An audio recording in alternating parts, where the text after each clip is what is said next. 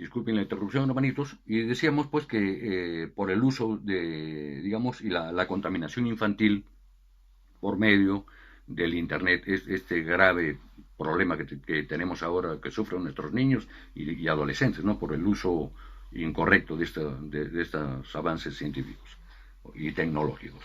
Entonces, en el inciso se dice, ¿hasta qué punto han penetrado aún dentro de la iglesia hoy en día y se permite que continúen en ella? La respuesta pastoral es la siguiente.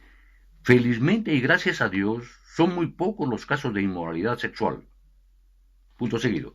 Sin embargo, los de avaricia y glotonería aún persisten, especialmente en países desarrollados. Punto aparte. No consideramos con dignidad la humildad manifiesta de Jesucristo, coma, sus apóstoles y muchos cristianos. Bien, en el punto D, ¿qué transformación había tenido lugar en muchos de los corintios que se habían hecho cristianos verdaderos? Ubique estos tres cambios que Pablo menciona especialmente en el versículo 11, que ya hemos leído. Las respuestas son las siguientes. Ya habéis sido lavados en la primera línea, en la segunda ya habéis sido santificados y en la tercera línea ya habéis sido justificados. Para el punto B dice el uso correcto e incorrecto de nuestros cuerpos. Lea 1 Corintios 6, 12 al 20. 1 Corintios 6, 12 al 20. Y leemos aquí, glorificad a Dios en vuestro cuerpo es el título, 12 al 20. Todas las cosas me son lícitas, mas no todas convienen. Todas las cosas me son lícitas, mas yo no me dejaré dominar de ninguna. Las viandas para el vientre y el vientre para las viandas, pero tanto al uno como a las otras destruirá Dios.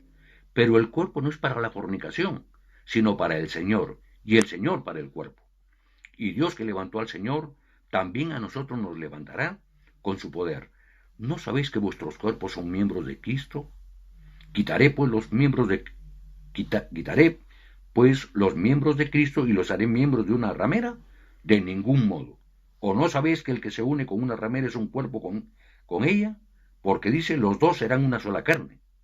Pero el que se une al Señor, un espíritu es con él. Huid de la fornicación. Cualquier otro pecado que el hombre cometa está fuera del cuerpo, mas el que fornica contra su propio cuerpo peca. ¿O ignoráis que vuestro cuerpo es templo del Espíritu Santo, el cual está en vosotros, el cual tenéis de Dios y de que no sois vuestros? Porque habéis sido comprados por precio. Glorificad pues a Dios en vuestro cuerpo y en vuestro espíritu, los cuales son de Dios. Qué acertado, hermano, Pablo aquí en esta carta en Corintios. Entonces, hermanos, aquí tenemos, dice, eh, para el punto B, el uso correcto e incorrecto de nuestros cuerpos. Ya hemos leído, pero el mensaje de Pablo dice acerca de ser justificados por Dios por la fe en el Señor Jesucristo, que estudiamos en el versículo 11, a veces se interpretaba mal. Cristo sí realmente murió por nuestros pecados para que fuéramos librados de culpa, pero algunos cristianos usaban esto como una disculpa. Inciso A, ¿como disculpa para qué? Para seguir pecando. Entonces no es una correcta interpretación, hermano. No es una correcta forma de interpretar el mensaje bíblico. Inciso B, ¿qué dice Pablo en contra de esto? Todas las cosas me son lícitas, mas no todas convienen. Todas las cosas son lícitas, mas yo no me dejaré dominar de ninguna. Para el punto 5, en el versículo 13, Pablo habla de dos apetitos corporales. ¿Cuáles son? La glotonería o exceso de alimentos y la fornicación. Punto 6. Todos podemos usar bien o mal los apetitos que nos ha dado Dios. Sin embargo, los propósitos de Dios no son los mismos para todos nuestros apetitos corporales. Y es importante saber cómo varían el uno del otro. Por ejemplo, ¿en qué difiere el apetito sexual del apetito por la comida? Si hemos de usarlo correctamente, según los propósitos de Dios. Compare Mateo 6:11 con Hebreos 13:4. ¿Qué dice? Hacemos, hermanos, aquí la comparación en casa con más tranquilidad y ponemos como respuesta lo siguiente. La primera línea. No podemos dejar de comer porque moriríamos. Punto aparte. Alimentarse prudentemente es lo correcto y sin excesos. ponen entre paréntesis el pan nuestro de cada día. En la siguiente línea,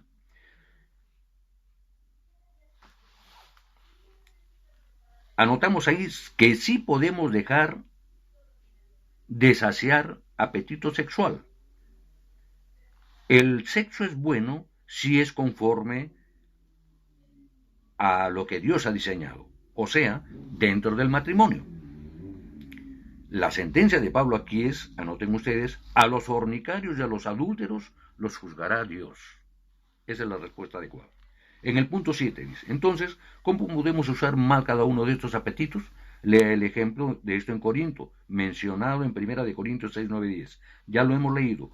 En cuanto al uso incorrecto de nuestro apetito por comer, lea Proverbios 23, 21 y Filipenses 3, 19, donde Pablo usa la misma palabra vientre que en 1 Corintios 6, 13 que ya hemos leído. Hagan la lectura correspondiente en casa, hermanos. Ponemos como respuesta aquí lo siguiente. Primera línea.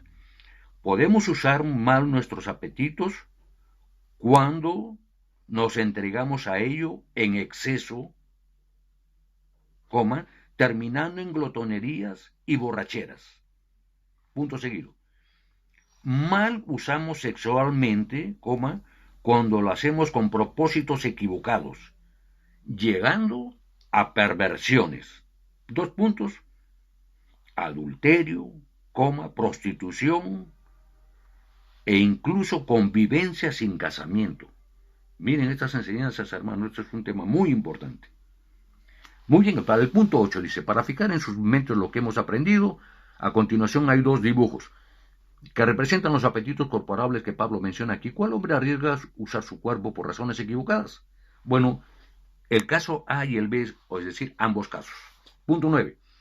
En estos asuntos Corinto había llegado al fondo, solamente un milagro espiritual podía corregir los excesos, pero Pablo creyó que esto podía suceder.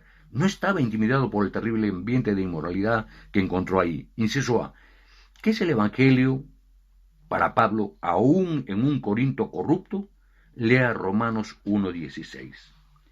¿Qué dice Romanos 1.16, hermano? Vamos aquí a Romanos 1.16. El poder del Evangelio.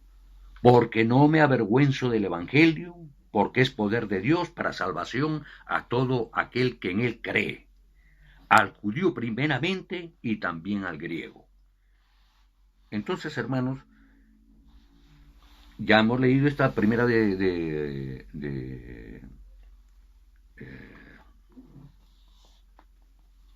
Romanos 1.16. Entonces ponemos como respuesta ahí, es el poder de Dios para salvar a los que creen. Así, inconciso. Inciso B. ¿Por qué estaba él tan seguro de esto? De acuerdo a la lectura de 1 Corintios 6:11 que ya hemos leído, porque ya había visto a muchos de ellos transformados de esta manera. O sea, ya él estaba completamente seguro de que la palabra no va sola, hermano, estaba rindiendo sus frutos, ya habían sido transformados muchos de los corintios. Punto 10, en 1 Corintios 6, 12, 20, que ya le hemos leído cuando tratamos el punto 4. Pablo nos enseña 4 importantísimas razones por las cuales nuestros cuerpos son de tanto valor para Dios como para nosotros mismos. Una vez que comprendamos totalmente el significado de estas razones, nos ayudarán a no abusar de nuestros cuerpos, sino más bien a dedicarlos enteramente a los propósitos de Dios.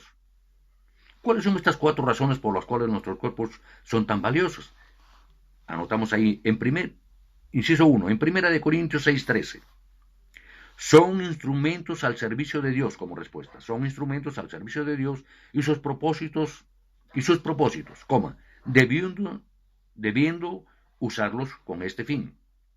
Punto seguido.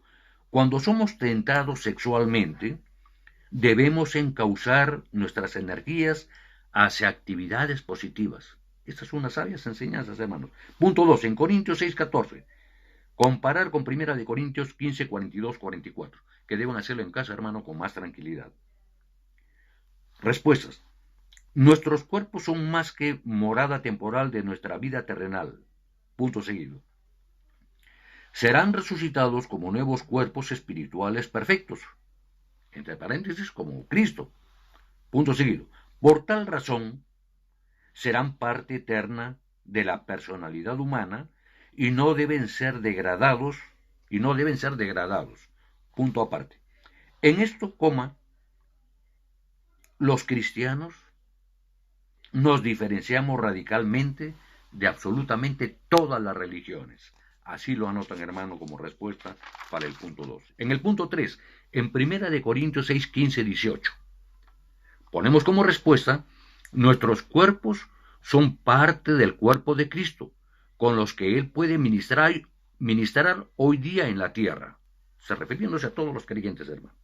Debemos cuidarnos como instrumentos suyos, así como Jesús lo usó aquí en la tierra y nunca en actividades indignas. Y en el punto 4, o sea, la cuarta razón, en 1 Corintios 6, 19, 20, porque nuestros cuerpos son templos del Espíritu Santo y le pertenecen a Él. Punto seguido. Jesucristo los compró con su sangre y debemos usarlos solamente para su gloria. Ahí tenemos ahora en el punto 11 un trabajo práctico que deberán desarrollar ustedes en casa, hermanos. Hasta aquí esta lección, hermanos. Ustedes lean con paciencia, sigan con esa pasión por el estudio, hermanos, que es muy importante. Entonces, hasta aquí, hermanos, nos queda entonces la última lección, la lección 8A. De tal manera, como es un resumen, hermano, ya tenemos que ir proyectándonos para la adquisición de nuestro tercer libro.